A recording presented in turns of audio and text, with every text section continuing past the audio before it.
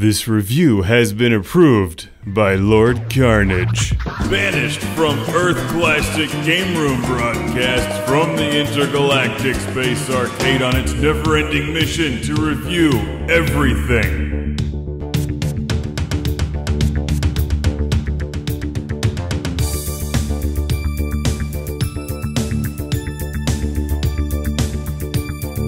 Welcome to Classic Game Room for a CGR Comics review of Star Wars Dark Empire 2, number 6, from Dark Horse Comics, released in 1995. Before Jar Jar, yes!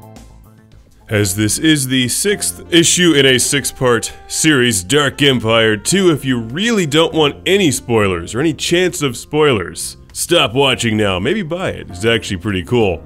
My favorite part is the rant by Frank Miller at the end of the book, who's really pissed off at the big players in the comics industry in 1995. That actually makes for a pretty good read. Anyway, I'm diving into the last issue of a 6-part miniseries here. Not the ideal way to do that, of course. But this was sent to the show by Theodore in Honolulu, Hawaii.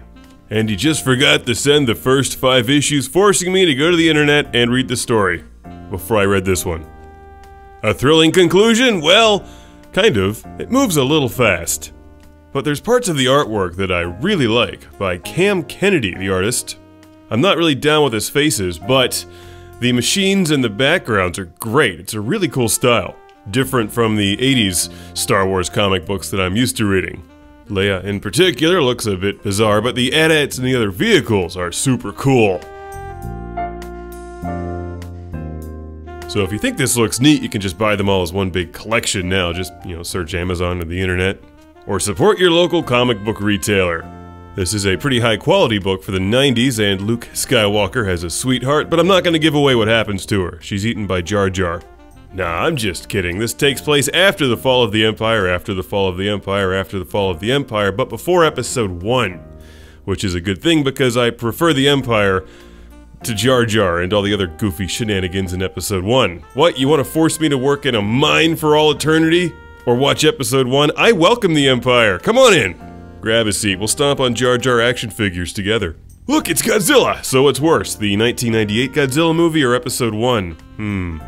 The book moves really quickly as if they were running out of time and had to put everything in the last issue. But the art style's pretty cool, and if you want to read the whole thing, you can just buy them all at once. Today. So thank you once again to Theodore from Hawaii. The book has this guy who looks like a beach ball combined with one of the things from the black hole. And it's got Lando on the cover, and that's always a good thing.